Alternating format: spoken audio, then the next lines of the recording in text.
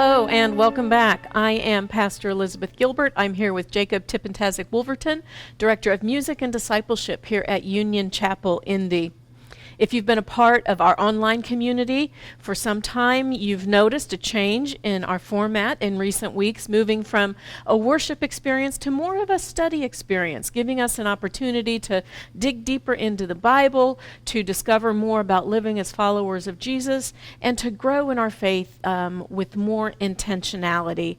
I invite you to make this a regular part of your study and growing in faith, and join us regularly. Thanks for being here today.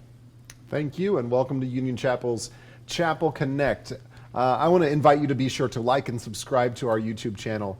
You can also find us on various social media platforms, Facebook, Instagram. We are so excited to have you joining us today.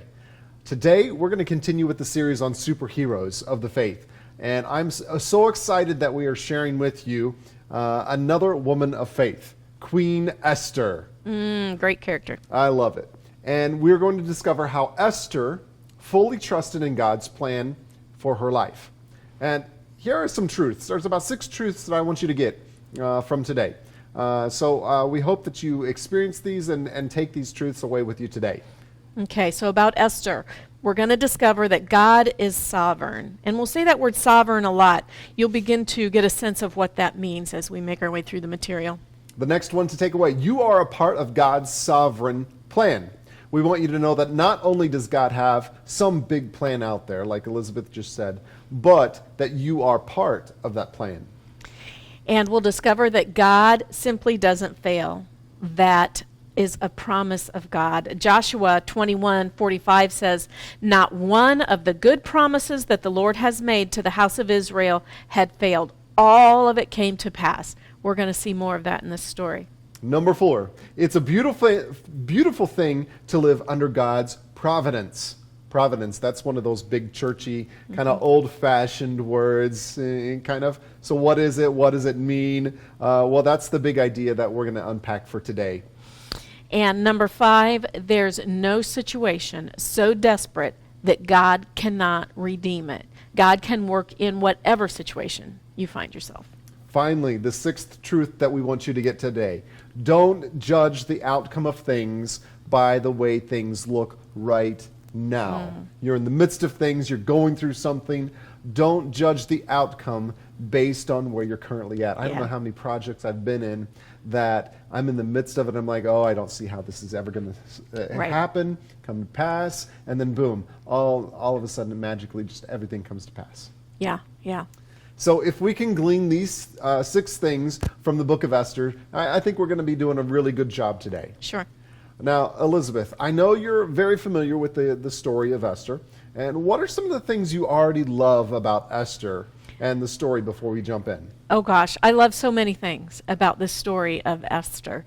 One of them would be that Esther is just such a peaceful woman. Not that she always goes with the flow, because we're going to discover she goes against it a lot. But you don't see her grasping for control, panicking, and trying to change her situation. She lives in the moment, understands that God's at work in it, and just lives into that. And it's interesting to say that because in the story, the entire book of Esther, God is never mentioned. That's right. So we don't hear God mentioned, but God's hand is all over this story, and that's really fun to watch. And we often ask in our own lives, in our own stories, where is God in this? How often do we find ourselves in a difficult situation and wonder, where is God? Why is this happening? If God were really in control, we've all heard those questions in the past. Well, God is always with us, and Esther is a great example of God always being with us, even when we can't specifically see God and point to God's actions. That's a solid truth.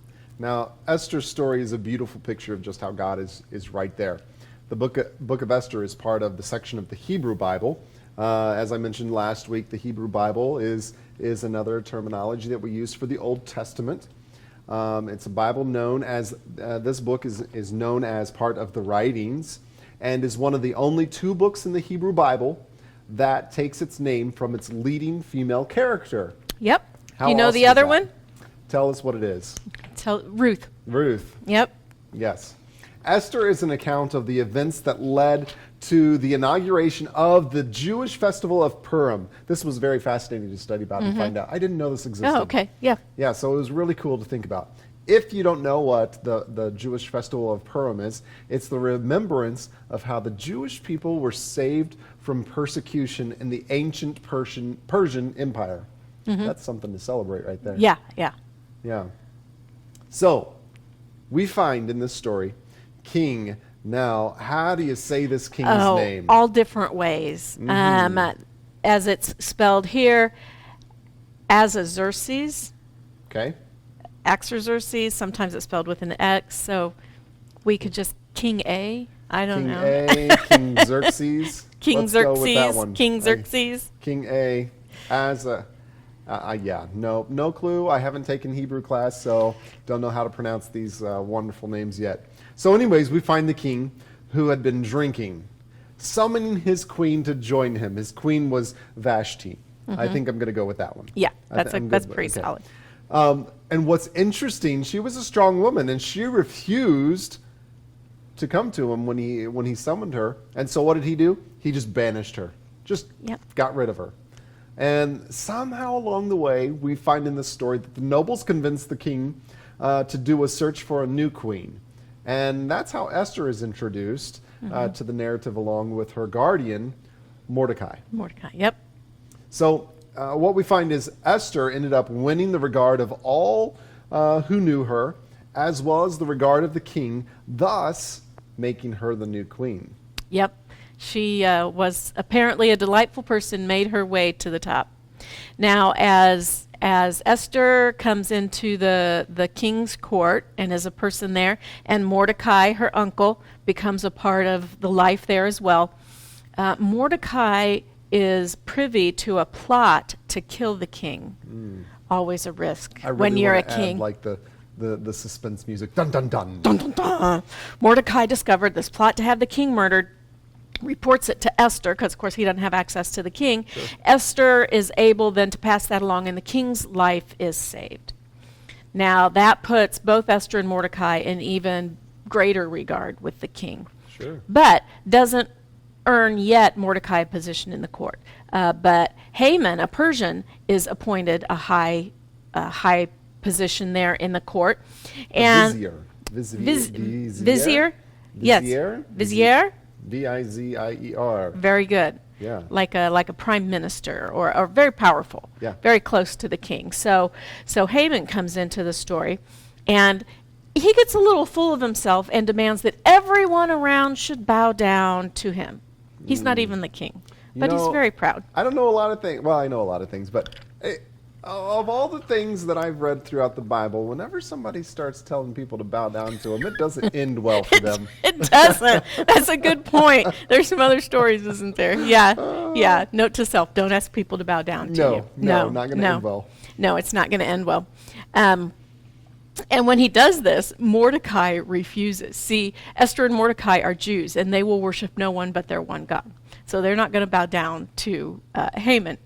And so Haman then gets all honked off and decides he's going to persecute all the Jews because Mordecai has refused to do this thing. And Mordecai learns of this, reports it to Esther, who then goes to the king in an attempt to intercede and save her people. So what happens is the king sides with Esther while Haman's plan is uncovered and foiled. Yep. Right? Haman is then, guess what? I told you earlier. Yeah, doesn't end well. Doesn't end well. Haman's put to death. The enemies of the Jews are destroyed, and Mordecai is actually elevated to Haman's position, Yep. the vizier. Yep. The book concludes with Esther and Mordecai instituting the festival of Purim, as we mentioned earlier, celebration of the Jewish people, basically getting through the persecutions that happen. So Esther, she takes all the steps necessary to place herself in a position of favor. She was very smart and brilliant when it came to how to get to those positions. We already saw that and read that she found favor amongst those. So then we have this whole Persian power system happening here. Obey or be put to death, right? Right. We already saw that. We saw that with the king sending off Vashti, you know. Whatever happened to Vashti. Yeah, It we really can guess. doesn't Doesn't say, but we can guess. Yeah. So then Esther continues to take steps to successfully manipulate the Persian Empire system. That's what I found interesting about her. So she's not only thinking about herself, she's a Jewish woman amongst the Gentiles. And as you mentioned, her and Mordecai and the Jewish people are worshiping only one God, Yahweh. Whereas the Gentiles, they're sitting there and they might have multiple gods to worship. You think about it, Esther and Mordecai and the Jewish people were in the minority.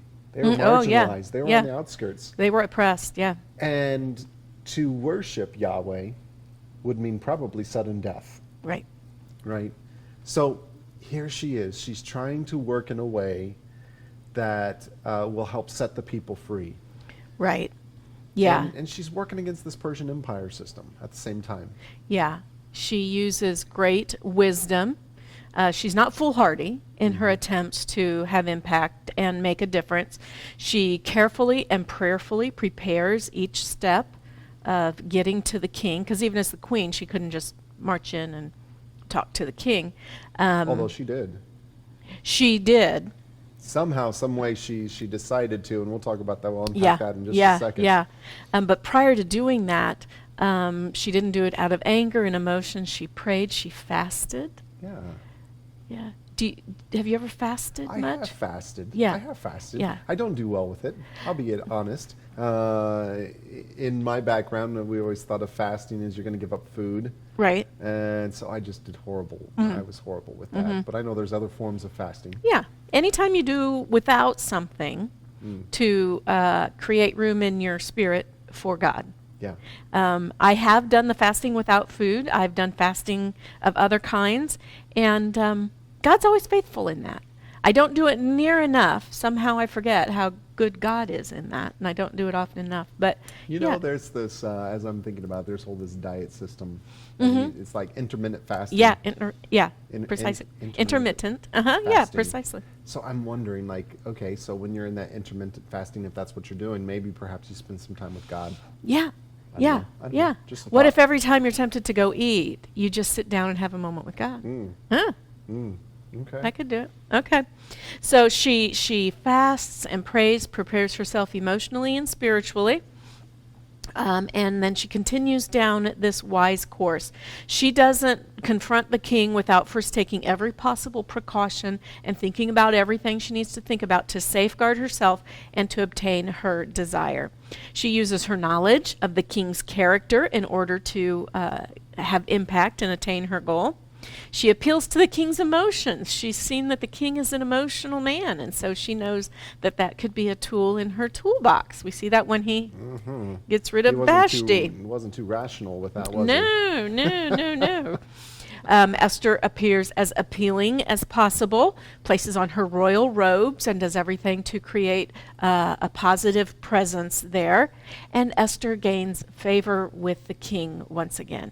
And then, when she's in his good graces, invites King and Haman to a dinner party in her area, in her territory, in the queen's quarters, where she can have a little more control over what's going on.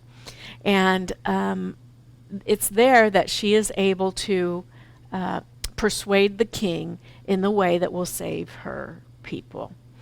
And we see that in this part of the story, the way Esther holds herself, prepares herself, is prayerful, encouraging us to take care of our business when we are called on by God to do something. Are we praying? Are we preparing ourselves? Are we using the knowledge and the wisdoms God has given us? I think that's a great encouragement from this story, is to not just lash out emotionally, but to methodically and with intention work towards the goals God has put in front of us. Yeah, that's a good word.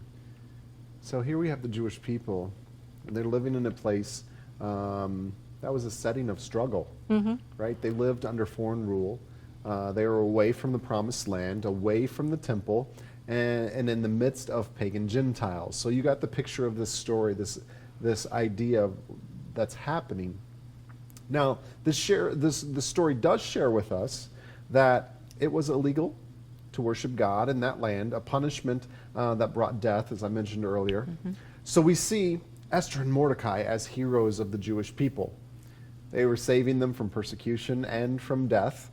And however, we continue to see throughout that God's providence, there's that word, Yeah. God's providence, God's rule and reign was going before Esther and Mordecai at all times, paving a way, so to say, softening the hearts, but also giving her wisdom on how to approach the king, how to deal with Haman, how to get to a place where the people could be set free.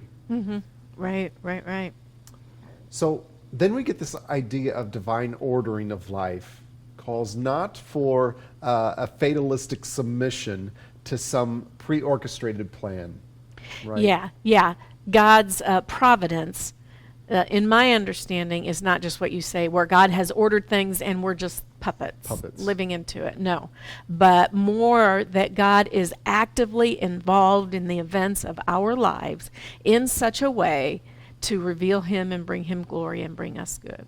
I think that requires some work on our side, though, doesn't it? Yeah. So we have to be faithful, and we have to be responsive to that leading, right? Yeah. So it's that. I was having this conversation with my son the other day about that still small voice that we have inside of us that's leading us, so many times. How are we reacting to that? Yeah. Are we responding in a faithful way to that still small voice? Yeah, because Esther could have said, I've got it good.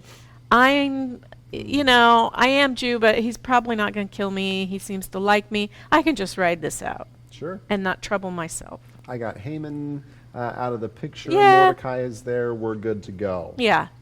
But no, she responded in a way that was helpful to God's outcome. Well, we see Wesley, the founder of the United Methodist Church, or Methodism, I should say. Not the United Methodist. Yeah, the Methodist movement, yep. Talks a lot about the prevenient grace of God. And that's the action. That's God's action, not ours. Is the beginning of the process of salvation followed by the necessity of our response. Wesley believed that we are somehow enabled by God to respond freely in one or two ways to this grace, right? Accept God to help us address the good and evil in our lives, often leading, we hear the ideas of repentance of those items, or we have the negative side of things where we just ignore it. We just keep moving on with life. But God is always continually right there, providing that grace for us. Esther is very successful because she leaves her comfort zone. She leaves that behind to become someone else's blessing. Yeah. She's walking through that grace. Right. Looking and being sensitive to where God is moving, where God is working, stepping outside of her safety and security to be where God is. And that's where those amazing, extraordinary things happen that God has hit God's hand in. Really, her impact, her effectiveness hinged on her being brave enough to seek out relationship and help from the king and some others in that setting, not relying on her own ability or not responding because of fear. So maybe one of her superpowers was courage and being brave. Maybe one of her superpowers was trusting that what God was doing in her heart, mind, and spirit was the way to go. And so she trusted God, trusted others, faithfully stepped forward. And she was selfless. As hard as that is for us, the biblical witness is that always works out for God and for good. Right. Even though it's hard in the moment. So maybe we can discover that we can have impact, effectiveness, success in our lives, in our spiritual lives, like Esther, when we're motivated to help others, when we listen and are sensitive to God's movement, and when we're courageous enough to step out into that call and those acts. So as we look at Esther, God has placed us somewhere, wherever we are, in whatever situation we are, and is at work there. Can we be brave enough to take a look around, see what God's doing, and step into that? We have a voice where we are today, just like Esther had a voice right there. How are we going to use that voice to bring a good solution, to bring God's activity more to the front, to do what God would have us do right where we are? There's that famous line out of Esther. Maybe for just such a time as this, this is where God has me. Just as a time as this. Yeah. Maybe Esther was right there at that moment in that position to do good for people. God has you right where you are in the situation you're in so that you can do good for people. Could be. Yeah. I think about how can we be a voice for justice when we see injustice. You know, Esther, for example, was seeing injustice occur to her people. Here she was going against Haman, who was ready to unleash all of the armies against the Jewish people. That's an injustice to those people, and Esther found a way to find justice for them, for herself, for Mordecai. And so in your own situations, I talked about earlier, you know, how do we get the wisdom from God to know what to do, what to say, how to act? All of those things Esther had to do in order to gain favor with the king. First of all, she had to make it to the queenship, right? She had to get there. Yeah. And she knew how to do that. Yeah. So here's some final thoughts that I have. You left us earlier with a great question on what we will do with our voices. What are we going to do with that? So we invite you to read the story of Esther in its entirety. It's just 10 short chapters. Okay, it's a short read. It really is. It's in the Old Testament, and as mentioned earlier, we were going to define providence. So let's define it in this way: that frequently mysterious, always interesting way in which God provides for us and our various needs. That's good. I like the mysterious, interesting ways. And if we'll open ourselves to those mysteries and those interesting ways, we will experience so much more than if we think it has to come to us in a certain way. Yeah. I continue to think that God is a creative God. He created all of creation. Yeah. So we know that God is a creative being. So what are those creative, interesting, mysterious ways that God is at work? So remember God's promise, as shared earlier from Jeremiah 21:45, but also found in Romans chapter 8, verse 28. Says, not one of all the good promises that the Lord had made to the house of Israel had failed. All came to pass. Remember that in your own life. What are the promises that God has made for you? Remember those. Cling on to them. The providence of God, the hand of God, is always working in our lives. God's working it all out. We see God's hand at work in the life of Esther from beginning all the way to the end. We see God's hand. How is God's hand working in your life? In Esther's story, even in a pagan culture with a pagan king, God was moving the pieces and people for good. Even in our very own lives. I want you to take away these nuggets. God is working on a big picture scale and in our individual lives, just like in Esther's.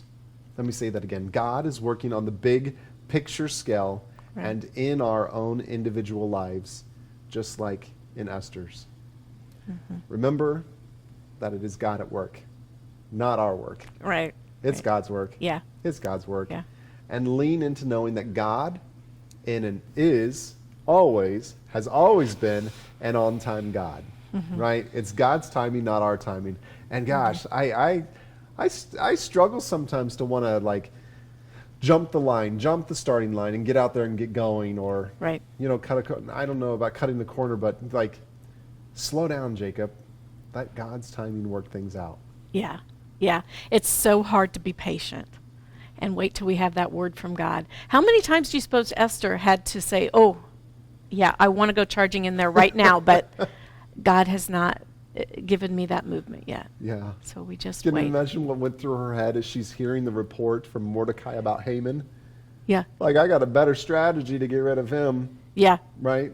Yeah. Well, time out. Let's find out. I think perhaps that's why, perhaps she had to fast and pray and, okay, God, what's your strategy here? Yeah. Spend time with God before you go charging ahead. That's always a good idea. Always, always. So here's your challenge this week. Write down those moments where you see God show up. That's a big thing that we're saying Yeah. around here. Where is God showing up? Yeah. Right? And where has the invisible hand of God showed up in your everyday life, in our culture, in and around the world? And you posed a question to us earlier about those headlines, those news sources. Yeah. Here's what I'm going to say to you. A lot of that news can bog us down, get us down, discourage us. But this is what I want to challenge you. Find God at work in there. Somewhere, somehow, there's a positive spin inside of that story. Find God at work in there.